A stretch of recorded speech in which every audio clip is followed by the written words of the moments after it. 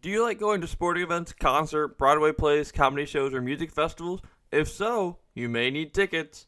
If you do, head on over to SeatGeek. SeatGeek has reasonable and affordable prices for all kinds of budgets, especially when you use code HTS for $20 off your first purchase.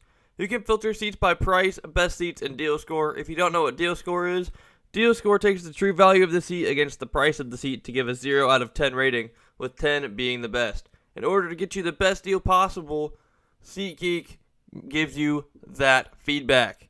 Once again, use code HTS for $20 off your very first purchase.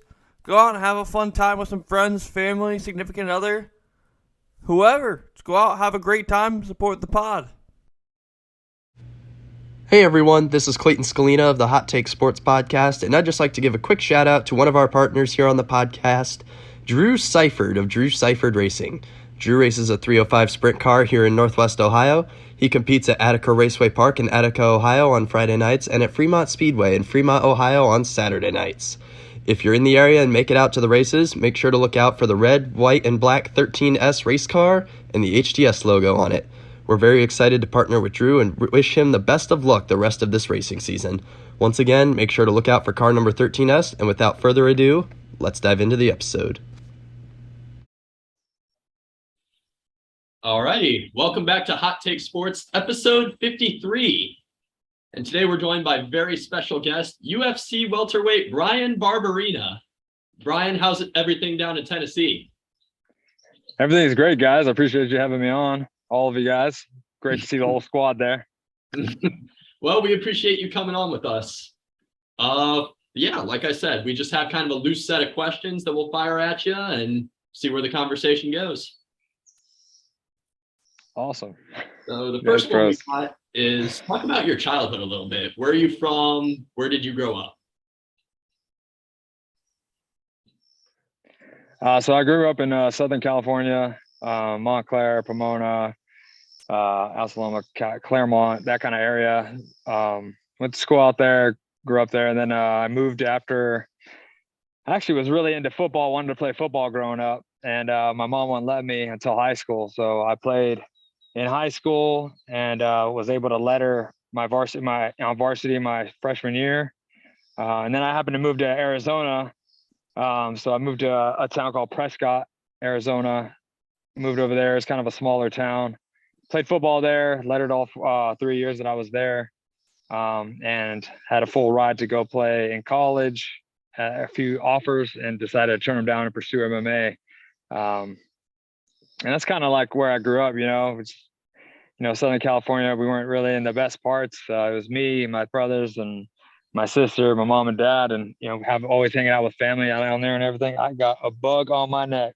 So I get for being out here, right? But yeah, so I mean, as you can see, I'm out in the field right now, just kind of sitting, hanging out under the shade for a second.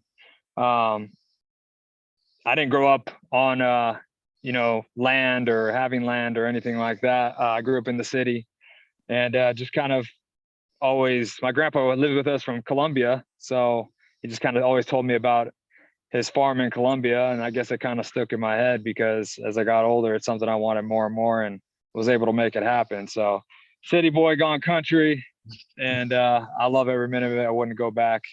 I feel like it's perfect for me and my family.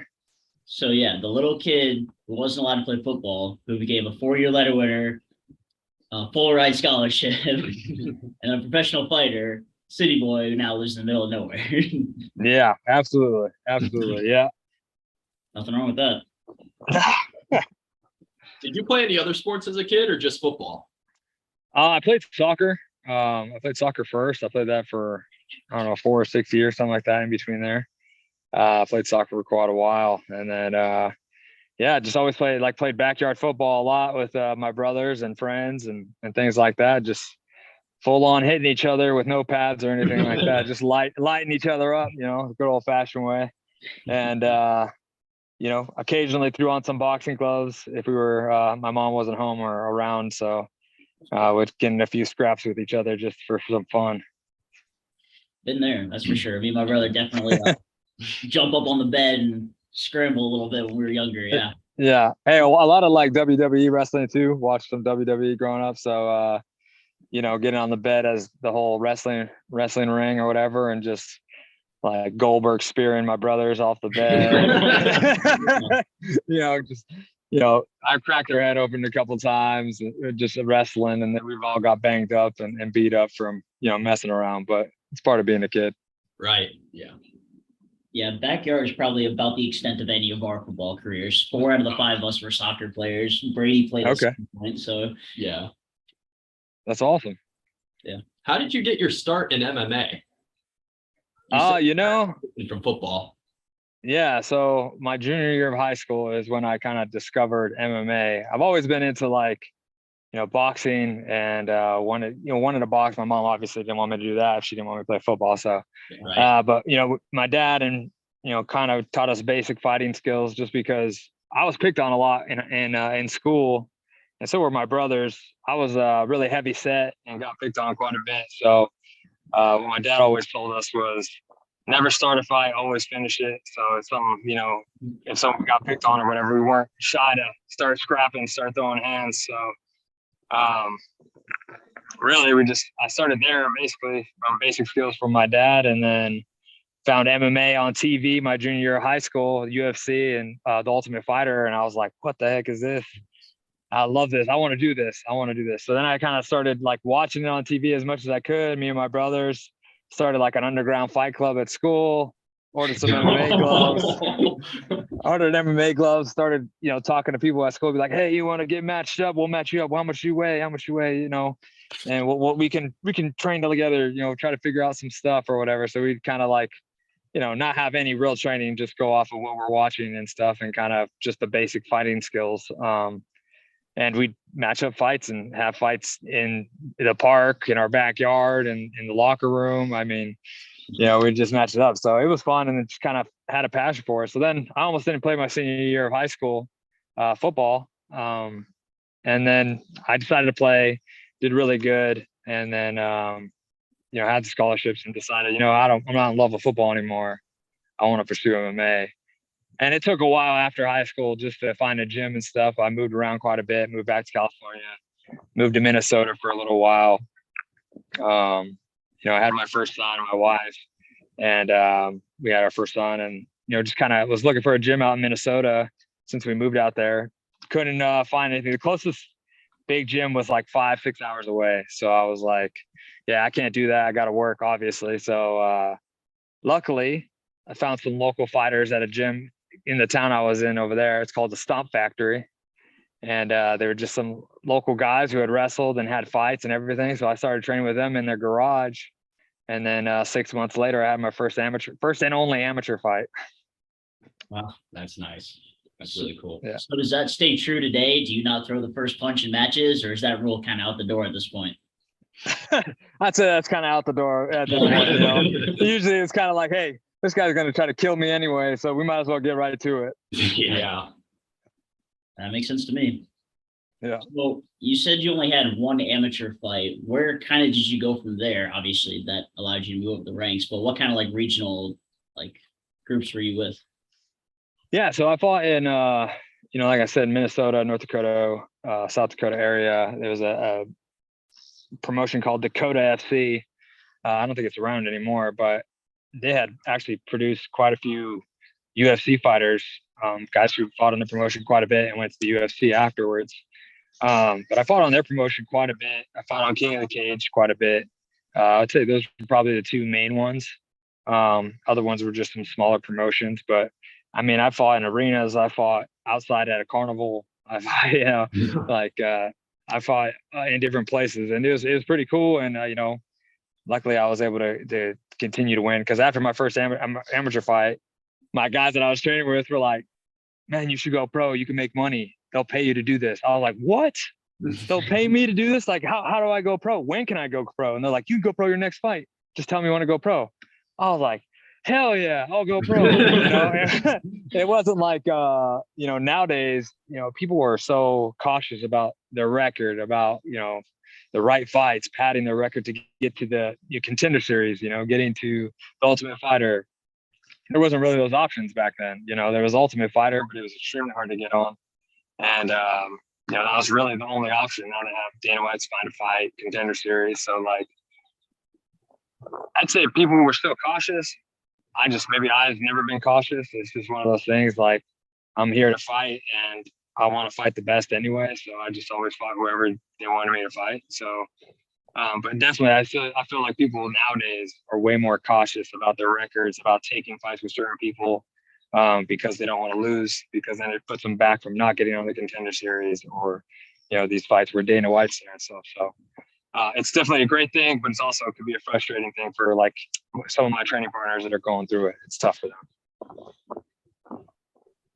How did you get the call that you got picked up by the UFC? What was that like? What kind of went through your head?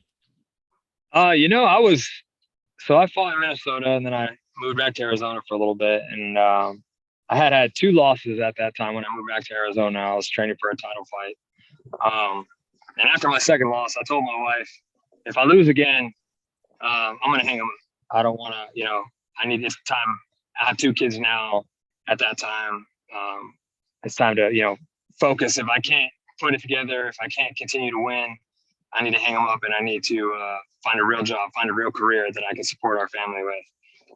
So that was the mindset I was at. And she was like, whatever you want to do, you don't have to do that. And I'm like, yeah, but, obviously I need to support our family. So I moved back to Arizona, was training at a gym. Honestly, I pretty much made my own gym. There was a little gym there, and I ran basically my own classes out of there with just my brothers and some local people who ever wanted to learn MMA, and was training for a title fight, and went and tried out the Ultimate Fighter, and didn't make it past the first round thing. Had a grapple. You grapple first.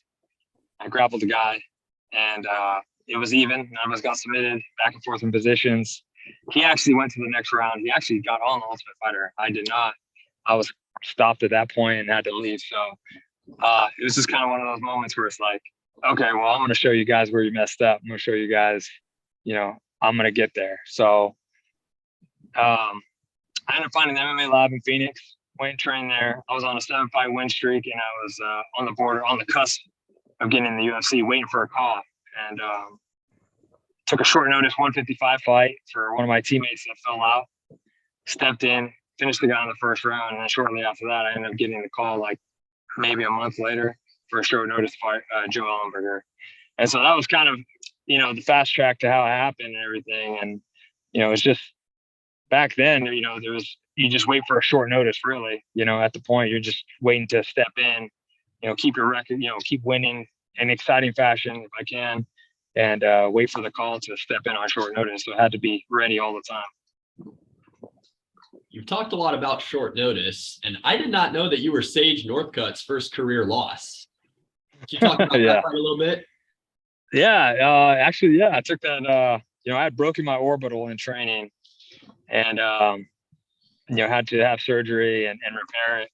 And I was getting back into training and training for it. I scheduled a fight with the UFC like months out in advance, just because I was like, I need to come back. I need to return from this. So I think it was maybe a few weeks into training for the fight, like just kind of getting back in shape and stuff. I got called by the UFC. Well, actually, it was by my manager at the time. It was late at night. I say late at night. It was like 9 o'clock. I was in bed already, though. I must have been 4 out or something. Old man status, I guess. Around 2 kids. Yeah. Yeah. So I got the call from my manager, and he's like, hey, do you want to fight Sage Northcutt? And I was like, at that time, I was going up to 170. I was done fighting at 55. It's been too hard to cut and everything. I was like, he's at 55. I said, I'm not cutting weight to 55 anymore. And he's like, no, he wants to fight you at 70. I was like, are you sure? I was like, did they tell you this? And he's like, yeah. He's like, they gave him a list of names. You weren't on the list. He's like, but he asked to fight you. He wants to fight you at 170. So I was like, okay, yeah. If he's crazy enough to fight me, yeah, let's do it. I said yes, and the fight was 8 days later. So it was super short notice. So I was like 210, had to cut to 170, cut the weight, made the weight, went in there. We knew he'd start fast. We knew he was explosive and aggressive. So I just had to buy my time. I knew he wasn't going to be able to hurt me with anything. And I knew I'd catch him in later rounds. I did not know it would be a submission. I figured I was going to finish him at the end of the second, third round. That's my prediction for myself, just because I knew he was slow. I knew I'd get stronger and better as the fight went on, especially it being short notice. So, but the submission, he went for an elbow, missed, went for the cartwheel kick, hit me with a cartwheel kick. But I got on top of him, ground and pound. And honestly, I did had an arm choke, but from opposite side, something I hit a lot in practice, and I still hit a lot in practice. And at that time when it happened, everybody's like, "Oh, he had strep. It was a fluke, whatever." And then since then, a few other guys have gotten opposite side head and arm chokes and stuff like that, and they're like, "Yes, did you see that? It's amazing." But whatever. There was definitely hype on him, and it was cool as far as like being able to take some of that to surge myself a bit. But I don't feel like it was like a huge surge at the same time, just because people were taking it as like, "Oh, he's young, he wasn't ready," kind of thing. So whatever. He was nice after the fact and everything like that. I had seen him a couple of times, and it was just said "what's up" kind of thing, shook his hand, "how's it going?" "Good," whatever, and went on our way. So no hard feelings, no anything. It is what it is. It's just a sport, and he happened to be hyped up pretty quick, so it was nice to be able to simmer that down. So when you were talking about like the later rounds, like rounds 2 and 3, do you train to like last that long, or is that point just like it's all heart and will at that point, because it's like very physical and everything, and you get fatigued really early? But how do you train for that, or is that just on your willpower at that point? It depends on the fight. Some fights are a little more high pace.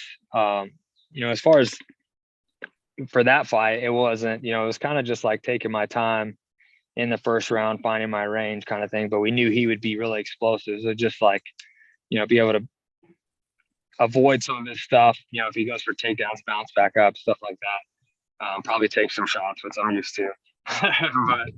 But really, it's just, it can be willpower at times, depending on how grueling the fight is, how tough the other guy is, and stuff like that, and how much damage he's willing to wear as well. It could be a grueling one where it is all heart in the third round. But I try to push hard, in my training wise, push hard every single round as hard as I can, especially in my conditioning portions. The later rounds is when I'm trying to even push even past as fast as I was going in the first round, so I'm constantly trying to push the limit on it. And so that way, when I get in there, I'm able to do that, and with my style, it's kind of wild and crazy, and, I get in a lot of bangers. So it's just like, you got to have that, that heart and the determination to continue to push. And honestly, I think, the Matt Brown fight, looking at that fight, that was one of those ones where it was kind of back and forth, and going into the third round, it was who's going to push harder, and I just never let off the gas, and he happened to. So I think that's what won me the fight. Yeah, because I was going to ask something along the same lines. You said you had a prediction for yourself. Is that just something that you do? Is that something that a lot of guys do, or is that just kind of something that you pulled out? Are you like you're expecting when a certain fight is when it's going to be your sweet spot kind of thing, or? Honestly, no. I don't really predict anything for myself most of the time. And it was, I guess, I said prediction, but it wasn't really like a prediction. I just felt like when I catch him, I'm going to catch him. I felt like I would catch him, period. Like that, I guess that's a prediction. Like I was going to catch Sage Northcutt. He hadn't fought anybody like me. He hadn't fought anybody who hits like me. And, most people, he was getting out of there early and just blowing them out of the water.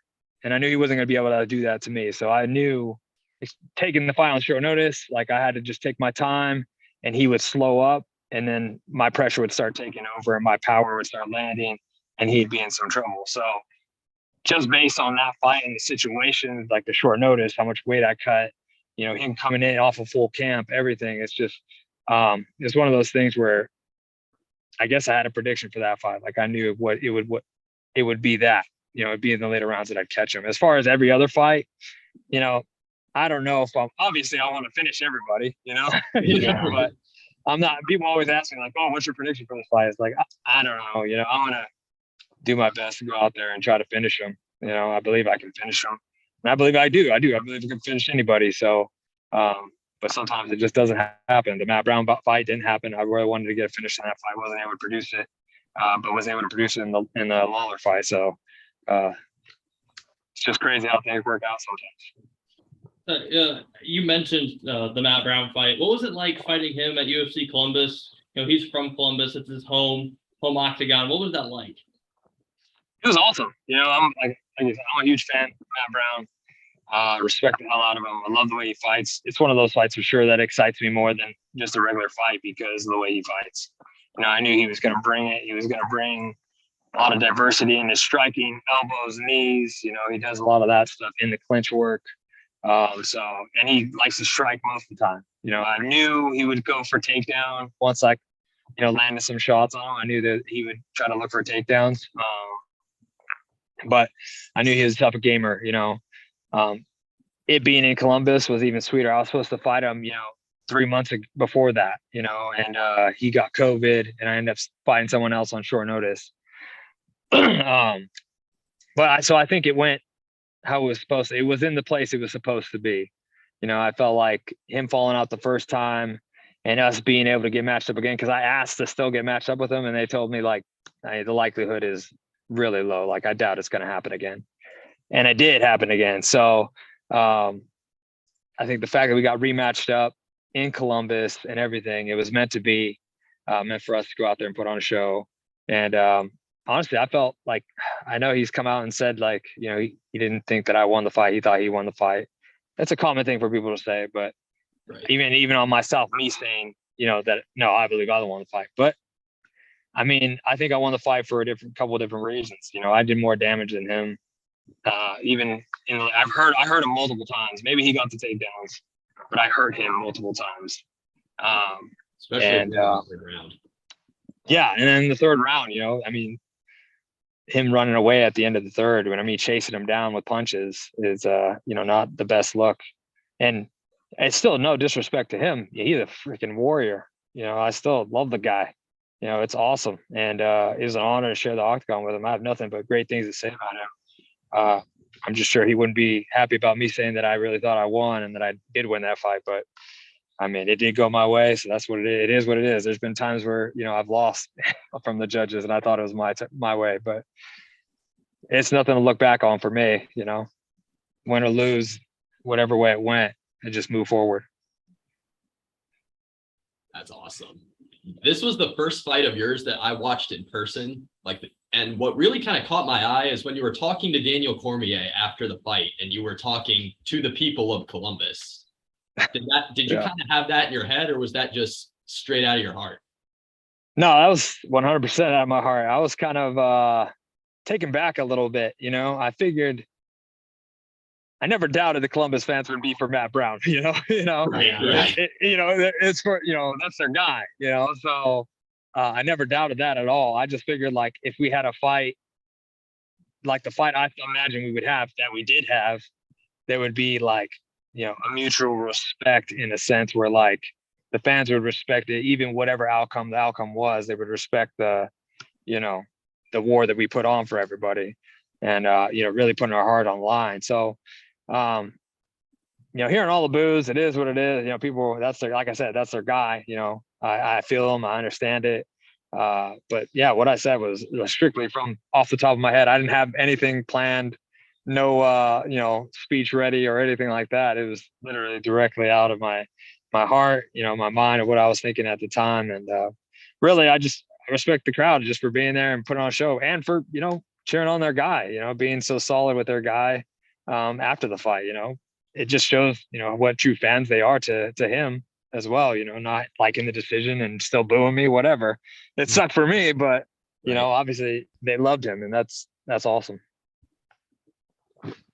Yeah, you seem like you guys booing? Be fueled by it, all those boos. So yeah, it doesn't bother me at all.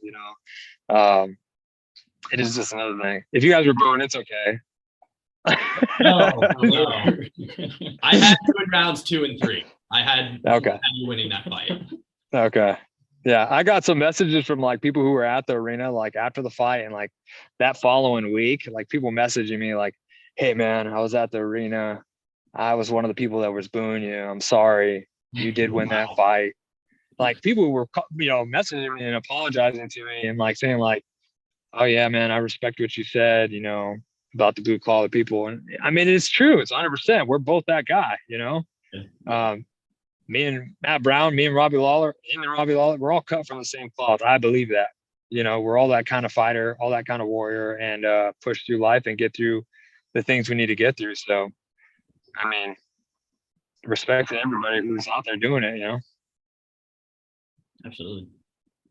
Well, you brought up Robbie Lawler. I think you know where the next topic is. What things were going through your head when you first got linked to Robbie Lawler? Because you're and his styles are very similar. Yeah. I had asked for Robbie after the Matt fight.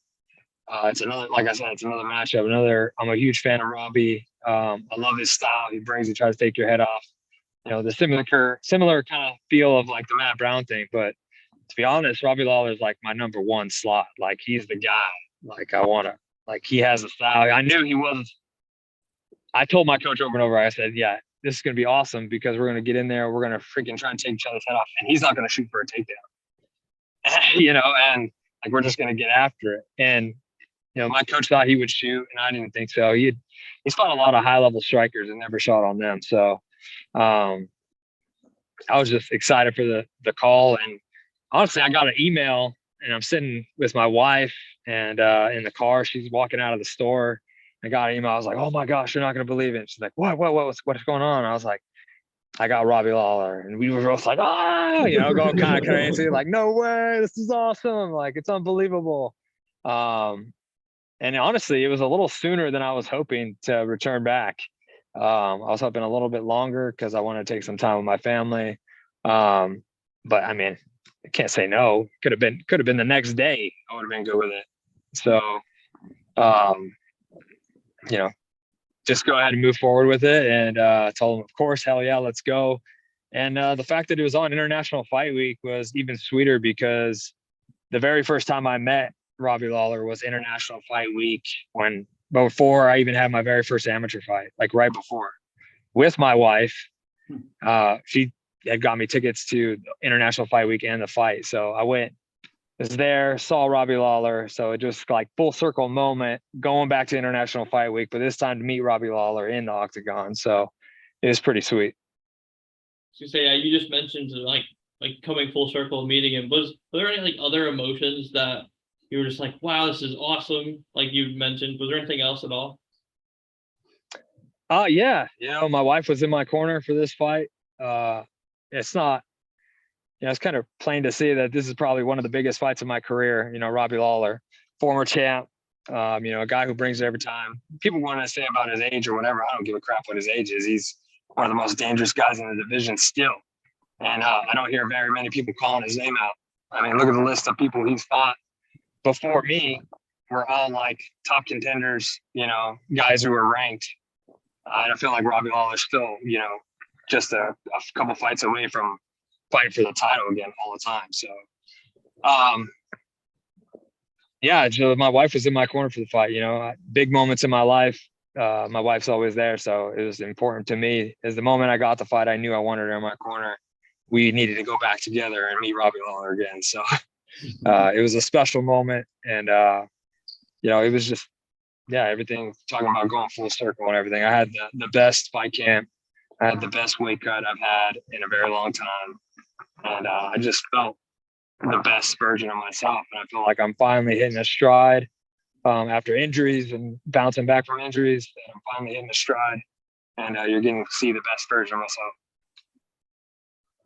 Yeah, that's awesome. Well, you talked about your wife being in your corner, but I was watching some of your, post-fight interviews, watching the fights, and I kind of caught something caught my eye.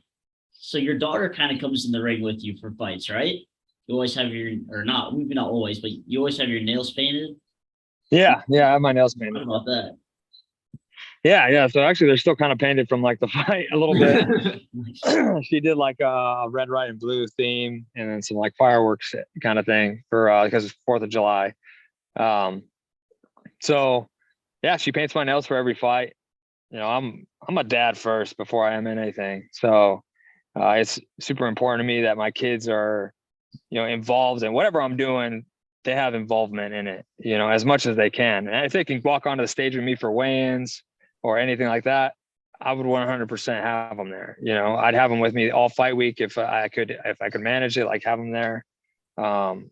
Training wise, whatever. My kids are always part of it. So they make me better. So my daughter, she's got really into painting nails. And so she wanted to paint my nails. And it kind of started with, I think it was the Ellenberger fight.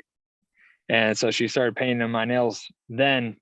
And then from that moment on, she wanted to paint my nails like every fight. So we just kind of made it a thing. So she paints my nails every fight.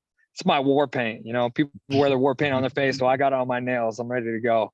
But also I have 2 boys. So, be able, like I said, incorporate my whole family. They pick my walkout song every time my walkout song changes. And, they pick whatever it is. I walked out to Baby Shark. I've walked out to, a bunch of different songs. So it's pretty exciting. A bunch of Disney songs too, which is pretty awesome. So that's amazing. Go out there, make it my own. Yeah. Obviously mine's on a much smaller scale, but my girlfriend likes painting my nails too. So I kind of caught my eye and I was like, oh yeah. Yeah. Go out there trying to beat the crap out of somebody. And yeah, you're ready, man. You got war paint ready. That's amazing. So you've talked about your family. Even while you're at home, what's it like to balance like your family life, your life on the farm, and training? It's tough, obviously, the worst part is being away from them. So I went from being at the MMA lab and my kids being every day there with me at training. We live 10 minutes from the gym. So it's like after school, they'd go to the gym with me. We'd be at the gym. They'd sit there, snacks. Since they were little, they grew up in the gym. So from going to that and then moving out to the country for a change of lifestyle and everything, and then having to drive to training and be away during the week and stuff is really hard. I have a great support system. My wife is amazing. I definitely wouldn't be in the UFC or still be fighting or even be where I'm at doing any of what I'm doing if it wasn't for her. I'm definitely super lucky to have her and her support and everything. And, she really just brings it all together for us and makes it happen. So I come home on the weekends, spend time with my family and, work on the farm too, because the farm work needs to be done. When I'm not in camp, I don't travel. I'm home. So I train at home and stuff and have a gym locally that I train at too sometimes. But it's just hard, just do as much as I can. And every time I'm here at home with them is, all the focus being on them and, whether it's working on the farm, we're doing it together. We're playing video games or, things like that. When I'm gone, I play video games with my boys, play with my daughter Roblox. I don't know if you guys ever heard of that, but play. Yeah. I play Roblox with all 3 of them on my phone, play some other games on the computer with my boys and stuff like that. So, I always try to interact, call and, stay in touch, check how their day's doing, how they're doing in school. And me and my wife talk all the time. So it's like not, a normal thing, but it's hard. Have any of your kids ever mentioned anything that they want to fight in the UFC too, or pick up boxing or anything like that? They have mentioned like, oh, I want to fight or like, I want to be a fighter when I grow up. But they're not really like actively trained. They trained a little bit when they were younger, then kind of got out of it to do other sports and try other things. And they played a little bit of everything and just never really got back to fighting. Now they fight with each other all day and, scrap it out. I swear our trampoline is not allowed to call it a trampoline. It's like the cage, like there's a ring. You get on there. My daughter just wants to jump and nope, my boys are in there scrapping. It's just like, come on guys, just let her jump a little bit, So I don't know where they'll end up or what they'll do. Honestly, I'd be happy with them doing whatever they want to do. If they, my son, he's really into gaming. He wants to, always talks about wanting to be a pro gamer or whatever. I said that too at one point in my life, I'm sure. But yeah, exactly. So he's already better than me, so that's got to count for something. So but wherever his life takes him, whatever he wants to do, I just hope I'm just going to do everything possible to try to help him get be the best version of himself and get the best coaching or whatever he needs to be the best and do what he wants to do. So as long as they're committed to it and put in the work for it, I think they can do whatever they want. All right, I got one last family question for you. We only got like 4.5 minutes or so left on this video, but what are like bring your parent to a school day situations like? Do you get like a lot of like really big eyes when you go in, or? No, I guess people are more kind of like quiet about it, like don't really say anything, and I'm like, yeah, no one knows me here. My wife's like, yeah, right, everybody knows who you are. Like they're talking about you, like, I know she knows, so she's probably told them or whatever, like, but I don't know. I mean, I try not to flaunt. I don't flaunt it or anything, so it's like I'm not like, hey, I'm Mr. UFC wearing UFC shirt, look at me, kind of thing, or anything like that. Like, I mean, I'm dressed like just I am now, so. I normally have like dirty pair of jeans on, some dirty boots that I've been working in all day. Just came out of, working on the farm, cleaning out poop off the, out of the goat house. And here we are rolling into school, The hardest part for me is like, I honestly don't care to say that I'm a pro fighter or fight for the UFC or whatever. People often ask me like, what do you do for work? And it's like, yeah, I'm a private contractor.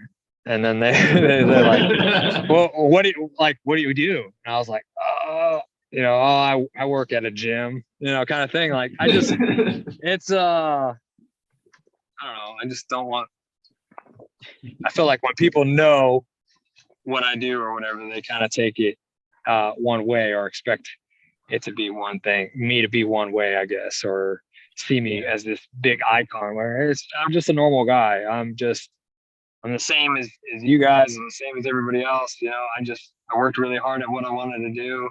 And I believe anybody else could do it too. Everybody else can work really hard to try to improve and be the best version of themselves to get to the place they want to be. And maybe they don't make it or whatever, but I feel like they can be better and, find different spots. It just happened to work out for me. And you never know. It could lead you to something else that you really find out you love more, which maybe it's coaching. Maybe it's, getting fighters ready. Maybe it's working on their diets or something like that, Who knows? But I just feel like I'm just an ordinary guy who's doing something they love. And I think everybody should do something they, go after and do something they want to love, not suffer through work every day. Thank you. It's an awesome way to live. It really is. All right. Yep. Okay. I think our next question is, did you have a favorite fighter when you were just starting to get into the UFC? Did anybody kind of catch your eye right away? Yeah, I guess you could say like when I first started watching. So when I started watching, I watched Chuck Liddell, and kind of instantly fell for his style and everything. Was like, oh, this guy is awesome. Like he's a sprawl and brawl kind of guy, like that's his style. So I was like all about it. Huge Chuck Liddell fan. Watching him, he had wrestling, background or whatever, but he uses wrestling as a defensive wrestling and just like to go in there and throw hands and knock people out. So I was all about that, kind of, mirrored that style a little bit, and went into every fight, find wrestlers. It was like, all right, we're gonna sprawl and brawl in this, so let's go.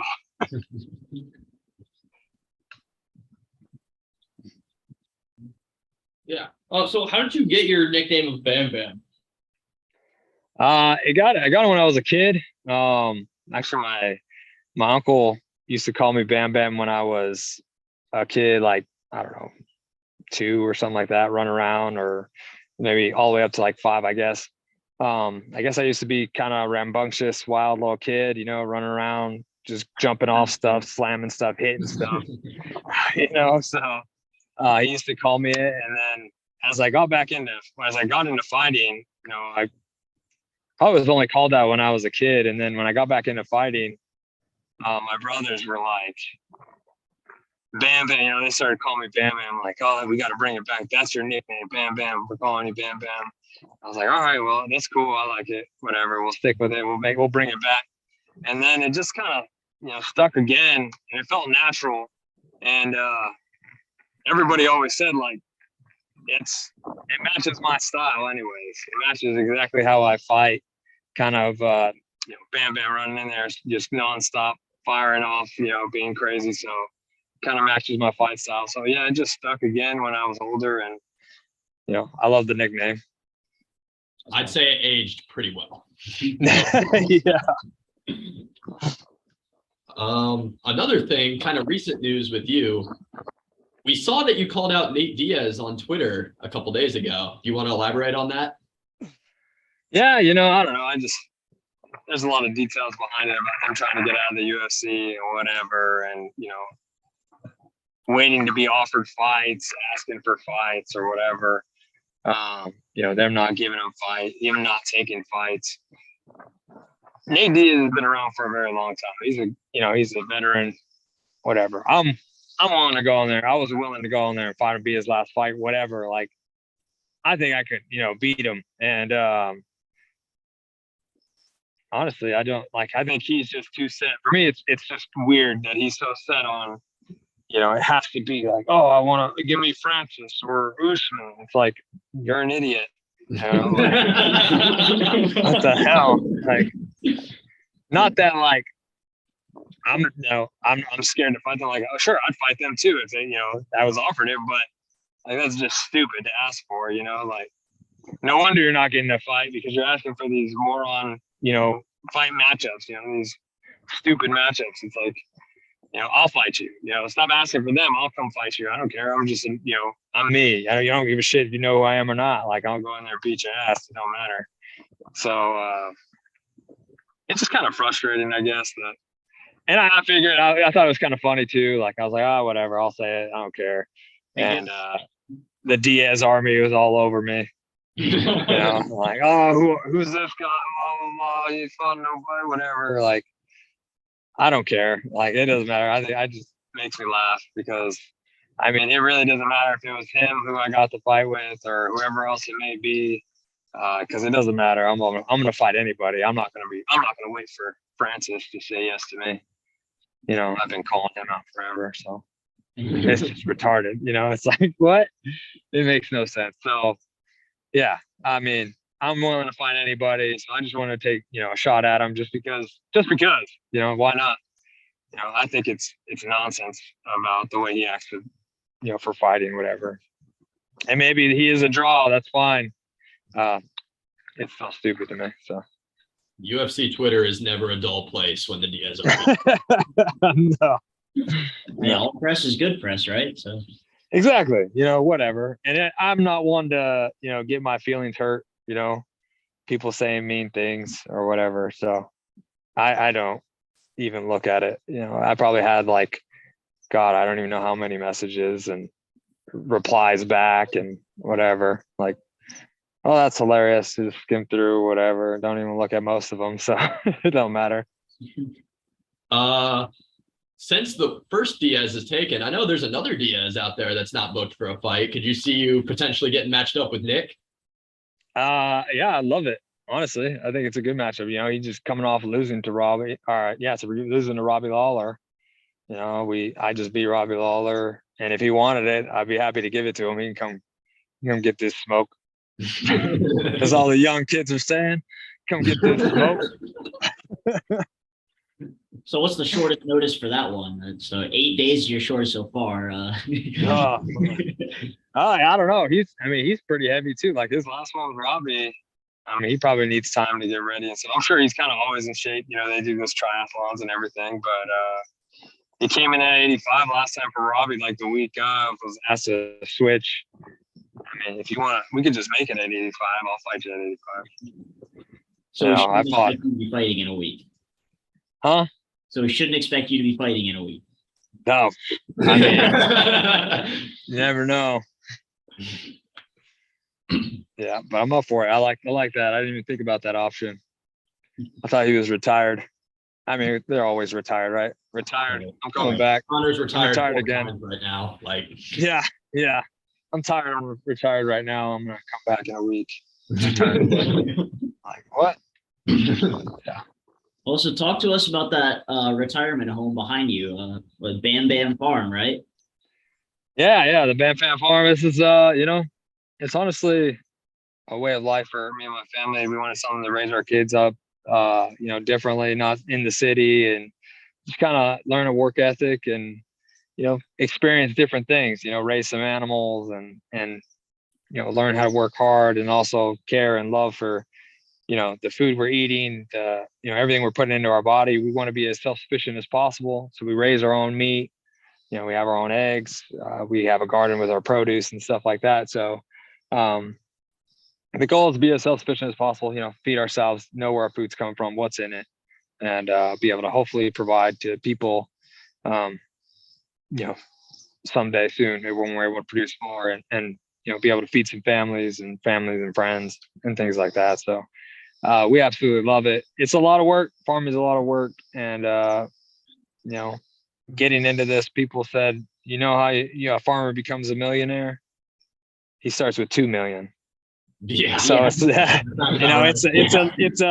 don't make money, it's a losing market. There's not much money in farming. It all goes back to the farm. That's why, because it's not a lot of profit in pocket. It's a lot of going back to, producing more of whatever you're doing. So we try to, we sell stuff here and there. But really it's just like the love for it and the fueling our own bodies and be able to produce our own food and everything like that. So we absolutely love it. Like I said, it's a lot of work, but it doesn't feel like work for us. So. Absolutely. Yeah. Cause half of us grew up, we like showed animals at the fair. Awesome. Have pigs and sheep. We have probably 4 freezers at home, all filled with our own meat. So yeah, we understand that. Yeah, that's awesome. These rabbits, and I worked on a cattle farm too when we were in high school. Oh, cool. Okay. So as you guys grow up, did you grow up to hate it, or did you grow up to or a little bit of both? Yeah, Matt. What do you have to say to that? Well, I think I know what the answer is. Yeah, sometimes it was more of a burden than. Yeah, it definitely taught it, like you said, you a work ethic. There was stuff that had to get done, and. Yeah, I'm sure that's not always fun. I mean, I understand it. Like my kids, especially my oldest, he's 13 now, but he's, lived in the city the longest and everything like that. And they had chores there, but obviously chores on a farm are a lot different than chores just every day. So scraping the pig fence is not the same as out to the road. Yeah. So, there's definitely times where it's, they get frustrated. They're bummed out that they don't want to do it and things like that. It's just kind of trying to tell them like, they rely on us to take care of them, and if we can give them the best possible life, they're going to help give us back by giving us good food, good meat, and, be able to help, fuel the farm and fuel the family eventually. So it's tough. I know. And I can see from your face and everything about it, like, it's kind of bitter, but, so I see the same kind of look in my oldest son's face. So I try to make it, not as hard and try to make it not as hard on them and stuff. It is hard for me too, because it's like, I'm struggling to get this thing up and I just need him to hand me this and it's like not there. But I don't know. It's hard at times for sure. It's a learning experience for us all. Absolutely. Well, you've mentioned both the Diaz brothers have come up in this conversation. Is there anybody else that you're looking to fight next? And when can we expect you back in the octagon? I just watched him last weekend. What's his name? I can't even think of his name. Is it Lee? Lee Yang? No. Yeah, the guy. I know who you're talking about. I can't remember. Yeah, I can't remember what it was. I just, but he just fought one. Ponzinibbio is another good fight. I think he wants to fight sooner than I want to fight, and but I think if the other guy wants to fight, would be awesome. I think he just fought and won. It'd be a good timeline for when I want to come back, and then I think Ponzinibbio and I will meet down the road for sure. Nico Price is another awesome option. I would like. I would love the Vicente Luque rematch. I would love to do that one over again. I love that dude's awesome. He's such a great dude. I've talked to him plenty of times. And he's awesome. Totally respect the hell out of that guy. And he brings it every time. So it's hard not to even respect him. So I would like that. I wish him the best of luck actually in his upcoming fight against Neil. And so yeah, I mean just some other options. Whoever they want to put in front of me, I'm open to it. I probably won't fight again until November-ish. It's time for some much overdo time with the family. So I fought 4 times in 9 months. So as much as I love it and it's been awesome, I need some family time. But I look to come back and do it again. Yeah, you deserve it. I mean, You've been in some wars over the last time. Yeah. Yeah. Wouldn't have it any other way. I love it.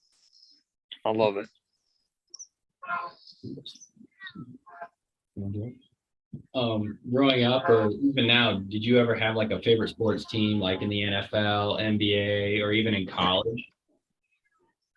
Yes and no. I guess I kind of followed more athletes than I did teams. I would, like, when people ask me my favorite like NFL team, it's the Raiders. I don't know why. I kind of do, I guess, but kind of don't. Like, I watched it growing up. I played Madden growing up too, and it was just like every time I watched the Raiders, they just happened to come and like they always had like big hits during the game. You know, they were just hard nosed. Like the games were close, and they drug it out and got the win. And playing with them on Madden, they were like just gnarly hitters on Madden for some reason. I don't know. So it kind of sucked. So like the Raiders have always been my team, but I follow a lot of like Brian Urlacher, Ray Lewis, you know, kind of just other linebackers who play the position that I play. And honestly, I don't really watch much of any sport anymore. Now I watch strictly just fighting. You know, my oldest, he kind of is like I was when I was younger or whatever. He watches multiple sports and stuff, but he's really into a lot of different sports. But we all love fighting and watch it and make a thing of every fight night. So like pretty much one other like every weekend. So it's like every weekend we get some food out or whatever, bring it to the house. We put on the fights and, you know, and they have like a candy, some ice cream or whatever. And we sit and watch the fights and stuff like that. So that's pretty much the main thing we watch now. I don't watch much of any other sport. Yeah, that's a heck of a family movie night right there. Yeah, for sure. That's awesome. Yeah. So you guys will for sure watch Amanda Nunes and Juliana Pena this weekend? Oh, yeah, absolutely. Yeah, we'll be watching for them. Well, you got any hot takes for us before we head out? I mean, that's kind of our name. It's you. So. Hot take? No, just whoever wants to come get it. Whoever wants to meet me in the octagon, let's do it. You know, whether it be Nick Diaz and his whole army, Nate Diaz's whole army, let's bring it, or whoever else, you know, bring them on. I don't care who it is. I'm here to fight. I'm here to fight the best. And, you know, if I have to get through whoever it is to get up to the top, that's what I'm going to do. So I'm ready to start my climb. Episode? Yeah, I think that's pretty much everything we had, Brian. We appreciate you coming on to the show with us today. I appreciate you guys, man. Thanks for all of you for having me on. It's great talking with all you guys. Yeah, you were awesome. Real down home guy. I mean, everything you could expect and more. It was really cool getting to talk to you. Oh, I appreciate it. Yeah. I mean, yeah, this is me, man. Nothing nothing real special, you know. Just what's important to me is my family. That's the most important thing. And, you know, what we do here and fighting comes second, you know. I love it. I enjoy it, so I'm able to do it. And just happy it provides for my family. That's the most important thing. Awesome. Yeah. Yep. And we'll be watching, and hopefully we can stay in touch a little bit. Maybe absolutely. We'd love to come back on, you know, maybe before a fight this time, like I was supposed to last time. Sorry again. No, you're good, Fine. man. Totally understand that. Well, one other thing. What is your shirt size? Extra large. Do you have a favorite color? Black. All right. Yeah. Be Or, on the you know, lookout. whatever. Any kind of color. You guys send me whatever color, I'll wear it or whatever. You know, I need some variety in my life. It's mostly just black. So we should contact your wife to figure out what color she likes. Probably, yeah. Right. She's the boss anyway. All right. Well, we appreciate having you on the show, Brian, and good luck the next couple months and enjoy your downtime. Oh, thank you so much. I appreciate you guys. Thanks again for having me on. It's been an absolute pleasure. And I look forward to talking to you guys again. Absolutely. All All right. right. Thanks very much, Brian. Take it easy, guys. And that'll wrap us up for episode 53 of the Hot Take Sports Podcast. Don't forget to check out all of our social media accounts at Hot Take Sports 16 on Facebook, Twitter, Instagram, and TikTok. Don't forget to check out all of our other episodes on all of your podcasting platforms and YouTube. Special shout out to our sponsors for the episode. Head on over to SeatGeek for all your ticketing needs. You get $20 off your first purchase of at least $50. Shout out to Drew Seifert Racing. Be sure to head on over to Fremont Speedway or Attica Speedway to check him out. His race car has the Hot Take Sports logo on it. Special shout out to the Lima Locos. We spent our summer with them last year. They are opening up their championship series against the Hamilton Joes for the second year in a row here on Friday. And we just wanted to thank Bryan Barberena once again for taking time out of his day to hang out with us and let us get to know each other. And hopefully we'll have him back on soon. Thanks for listening and have a great rest of your day.